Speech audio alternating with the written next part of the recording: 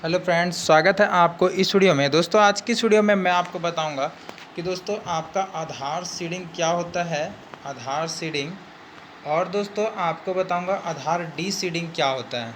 अगर आपका बैंक खाता में आधार डी सीडिंग हो गया है तो इसको सीडिंग आप कैसे करवाओगे, और डी सीडिंग हो गया है तो आप सीडिंग मुख्य रूप से कैसे कराओगे, और सीडिंग का मतलब क्या होता है और डी सीडिंग का मतलब क्या होता है बैंक्स में, वो मैं आपको बताऊंगा।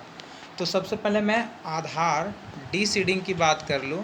ठीक है, पहले मैं आधार सीडिंग की बात कर लूँ, उसके बाद आधार डी सीडिंग की बात करूँगा। ठीक है, और सीडिंग आप कैसे करवाओगे उसका भी एक ऑनलाइन प्रोसेस लास्ट में बता दूँगा, और साथ ही साथ आप ऑफलाइन भी कैसे करवाओगे और ऑनलाइन कैसे करोगे। ऑनलाइन बहुत आसान है, कोई दिक्कत नहीं है, बस आधार कार्ड के साथ मोबाइल नंबर लिंक होना चाहिए। तो आधार सीडिंग क्या होता है सुन लेना। देखो, आधार सीडिंग और आधार लिंक ये दोनों में अंतर होता है। क्या अंतर होता है वो सुनो। आधार लिंक जो होता है वो आपका, मान लो आपका 4-5 को बैंक अकाउंट है, मान के चलो आपका बैंक है एसबीआई। ठीक है, मान के चलो जस्ट फॉर एग्जांपल आपका पीएनबी बैंक है, आपका इंडिया पोस्ट पेमेंट बैंक है। तो ये सब बैंक खाते हैं। आप सभी बैंकों में आधार कार्ड जो है वो लिंक करवा सकते हो, लेकिन जो आधार सीडिंग है मात्र आप एक बैंक में करवा सकते हो। और जिस बैंक खाते में आधार सीडिंग हुआ रहेगा उस बैंक खाते में जो भी गवर्नमेंट के तरफ से किसी भी प्रकार की कोई भी सब्सिडी आएगी, जैसे कि दोस्तों आपका हो गया पीएम किसान सम्मान निधि योजना का पैसा, या जो बोलते हैं मोदी वाला पैसा, ठीक है, पेंशन का पैसा, या किसी प्रकार की स्कॉलरशिप, या कोई भी लोन डिस्ट्रीब्यूट होता है, मतलब आप लोन सेंक्शन कराते हो तो उसका पैसा।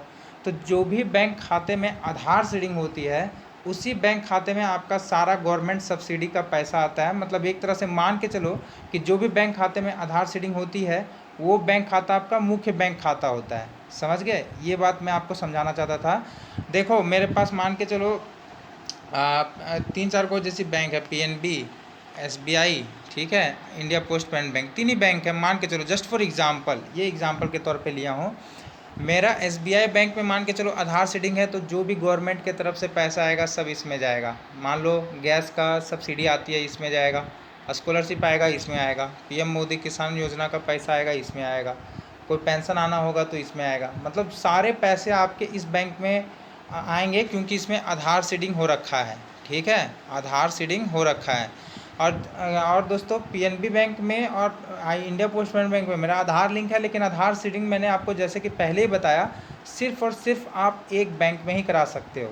ठीक है, आधार सीडिंग को ही दोस्तों हम कहते हैं एनपीसीआई कहते हैं। ठीक है, आधार सीडिंग को भी हम एनपीसीआई कहते हैं, और इसी को हम कहते हैं डीबीटी। डीबीटी लिंक जो आप सुने होंगे ना वर्ड डीबीटी, तो डीबीटी लिंक का मतलब भी होता है आधार सीडिंग।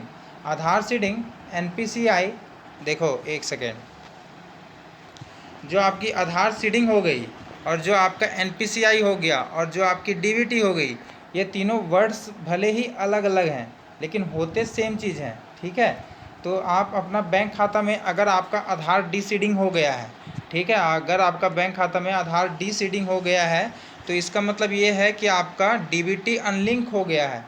जो पहले डीबीटी लिंक था वो लिंक नहीं रहा, अब हट गया है लिंक से।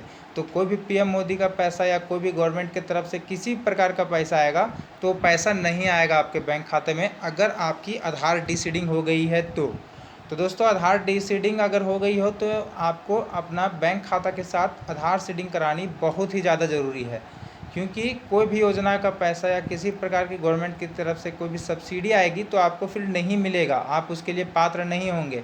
एक चीज़ की बात नहीं कर रहा हूँ, गवर्नमेंट सब्सिडी बहुत अलग अलग प्रकार की होती है। जैसे एग्जांपल के तौर पे बता दूं, जैसे पीएम किसान हो गया, कोई पेंशन का पैसा हो गया, कोई स्कॉलरशिप का पैसा हो गया, या कोई लोन सेंक्शन का पैसा हो गया, या फिर गैस की कोई सब्सिडी हो गई। तो और भी अलग अलग, मेरे को तो अभी इतना ही याद है, बाकी बहुत सारा प्रकार की सब्सिडी होती है जो गवर्नमेंट की तरफ से आम जनता को मिलती है, तो आपको नहीं मिल पाएगी। लेकिन अगर आप आधार सीडिंग करवाते हो तो कोई दिक्कत नहीं होगी। तो सीडिंग करवाने के लिए मैं आपको एक ऑनलाइन तरीका बताता हूँ और एक ऑफ़लाइन बताता हूँ। सबसे पहले मैं ऑफ़लाइन बता देता हूँ, उसके बाद ऑनलाइन प्रोसेस बताऊँगा और उसके बाद वीडियो ख़त्म कर दूँगा। पहला ऑफ़लाइन प्रोसेस आपका ये है कि अगर आपका आधार डी सीडिंग हो गया है और आपको ये मैसेज मिल चुका है तो आपको आधार सीडिंग कराना बहुत ज़रूरी है, जैसा कि मैंने अभी आपको समझाया। ठीक है। तो उसके लिए आपको डायरेक्टली अपना बैंक का ब्रांच जाना होगा और वहाँ पे आधार सीडिंग फॉर्म ले करके आपको वहाँ पे आधार नंबर, आधार कार्ड की फ़ोटोकॉपी, बैंक पासबुक की फ़ोटोकॉपी, एक आवेदन पत्र बैंक में जमा करना होगा, तो आपकी आधार सीडिंग हो जाएगी। लेकिन दोस्तों अगर आपका आधार कार्ड के साथ मोबाइल नंबर लिंक है और आपके बैंक खाते से भी आधार कार्ड लिंक है और मोबाइल नंबर भी लिंक है, तो उस कंडीशन में आप ऑनलाइन भी आधार सीडिंग कर सकते हो। ठीक है। सभी बैंकों का अलग अलग प्रोसेस होता है, लेकिन जो ऑल बैंक है, जैसे कि सभी बैंक जैसे हो गया Canara bank, bank of Baroda, Karnataka bank और भी अदर बैंक्स हैं, तो उनकी आधार सीडिंग कैसे होगी तो वो भी मैं आपको बता देता हूँ ऑनलाइन तरीके से। दोस्तों आधार सीडिंग करने के लिए सभी बैंकों के लिए एक कॉमन वेबसाइट जारी की गई है। तो उसके लिए आपको NPCI के जो NPCI लिख करके गूगल क्रोम ब्राउज़र पे एंटर हो जाना है और जो ऑफिशियल पेज आएगा फर्स्ट में www.npci.org.in का, तो इसी ऑफिशियल वेबसाइट में हमें एंटर कर जाना है, इस पर क्लिक हो करके। जैसे ही आप इस पर क्लिक करोगे उसके बाद दोस्तों आपके सामने कुछ इस तरह से नया पेज जो है वो लोडिंग लेने लग जाएगा। अब आपको नीचे स्क्रॉल डाउन करके आना है और आपको यहाँ पे एक ऑप्शन देखने को मिलेगा कंज्यूमर का। आप देख पाओगे दोस्तों यहाँ पे आपको एक ऑप्शन दिखेगा कंज्यूमर का। कंज्यूमर के ऑप्शन पे आपको क्लिक करना होगा और यहाँ पे ही आपको एक ऑप्शन दिख जाएगा भारत आधार सीडिंग इनेबलर का। ठीक है। मैंने पहले ही एक चीज़ बता दी है, आधार सीडिंग का मतलब, NPCI का मतलब और DBT का मतलब एक ही चीज़ होता है। इस चीज़ को आप मतलब दोबारा मत पूछिएगा। ठीक है। ये तीनों चीज़ एक ही चीज़ होता है। ठीक है। तो आपको भारत आधार सीडिंग इनेबलर के ऑप्शन पे क्लिक करना होगा। इस पर जैसे ही क्लिक कीजिएगा आपका पेज जो है वो लोडिंग लेने लग जाएगा और थोड़ा सा आपको समय लगने के बाद आपका एक नया पेज देखने को मिल जाएगा। जब दोस्तों पेज लोडिंग ले लेगा तो आपको यहाँ पे टाइमर जो है वो 8 मिनट का समय मिलेगा। 8 मिनट के अंदर ही आपको आधार सीडिंग का प्रोसेस जो है वो कंप्लीट करनी होगी। रिक्वेस्ट फॉर आधार सीडिंग का ऑप्शन देखने को मिल जाएगा ऑफिशियल वेबसाइट से ही। ठीक है। आपको अपना आधार नंबर डालना है, सीडिंग यहाँ पे क्लिक करना है, बैंक सेलेक्ट करना है, नीचे टर्म एंड कंडीशन को जो बॉक्सेस होंगे उसको टिक मार्क करना है, नीचे सबसे नीचे सबमिट का ऑप्शन देखने को मिल जाएगा और सबमिट करने के बाद आधार OTP और बैंक खाते की OTP डाल करके वेरीफाई करने के बाद आधार सीडिंग का रिक्वेस्ट चला जाएगा और आधार सीडिंग का रिक्वेस्ट जाने के बाद आपको SMS का भी इसको SMS के प्रति आपको जानकारी भी मिल जाएगी कि आधार सीडिंग हुआ या नहीं हुआ। आधार सीडिंग जब आप करवाते हो तो दोस्तों ज़्यादा से ज़्यादा 2 दिन और मैक्सिमम से 7 दिन के अंदर ही आपका आधार सीडिंग जो है वो कंप्लीट आपका हो जाएगा, अगर आपका आधार डीसीडिंग है तो। हालांकि जब यहाँ पे बैंक सेलेक्ट करोगे तो अभी आपको 5-6 बैंक का ही ऑप्शन देखने को मिलेगा, तो आप देख लीजिएगा आपका वो बैंक है या नहीं है। तो ये थी पूरी जानकारी। अगर आपको वीडियो पसंद आई हो तो वीडियो को लाइक और चैनल को प्लीज़ सब्सक्राइब कर लीजिएगा। और आधार सीडिंग के लिए मैंने अलग से एक अच्छी से प्रोसेस वाइज वीडियो बना रखी है, तो आप उस वीडियो को भी देख सकते हैं। मैं इसका लिंक डिस्क्रिप्शन में डाल दूँगा।